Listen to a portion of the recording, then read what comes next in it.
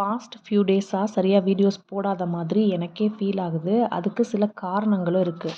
கைக்குள்ளேயே குழந்தைய வச்சுருந்துட்டு காலையில் 9 மணிலேருந்து மதியம் 3 மணி வரைக்கும் அவங்கள பிரிஞ்சிட்ருக்கக்கூடிய அந்த வேதனை அந்த குழந்தைக்கு மட்டும் இல்லை, கண்டிப்பாக அந்த அம்மாவுக்கும் தான் இருக்கும்.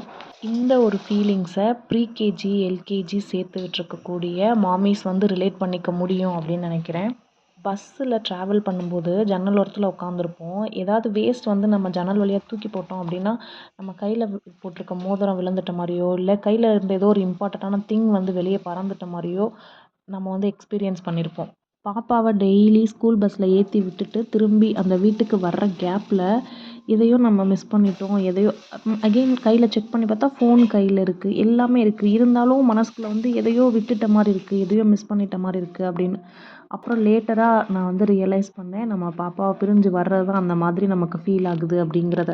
தொடர்ந்து கடந்த 2 வாரமாக இதே சேம் ஃபீலிங் தான். இந்த ஃபீலிங்கோட வீட்டுக்கு கதவை திறந்து விட்டு பார்க்கும்போது வீடே ஒரு வெறுமையாக இருக்குது. அது மட்டும் இல்லாமல் அந்த டே ஃபுல்லாக பாப்பா சாப்பிட்டுச்சோ இல்லையோ, ஸ்நாக்ஸ் சாப்பிட்ருக்குமா, லஞ்சு சாப்பிட்ருக்குமா, யாரும் அடிச்சிருவாங்களா, சின்ன குழந்தைங்க யாரும் தள்ளி விட்டுருவாங்களா, இந்த மாதிரி அந்த பயத்திலேயே அந்த பொழுது ஓடும். இது மட்டும் இல்லாமல் காலையில் ஸ்கூலுக்கு போகிறதுக்கு முன்னாடி திட்டியிருந்தாலோ இல்லை அடிச்சிருந்தாலோ அந்த கில்ட் வேற கூட சேர்ந்துக்கிறோம். எனிவேஸ், குழந்தைங்க எப்படி அவங்களுடைய நியூ அட்மாஸ்பியருக்கு பழகிக்கிறாங்களோ அதே மாதிரி நாமளும் இதை கடந்து வந்து தான் ஆகணும் போல்.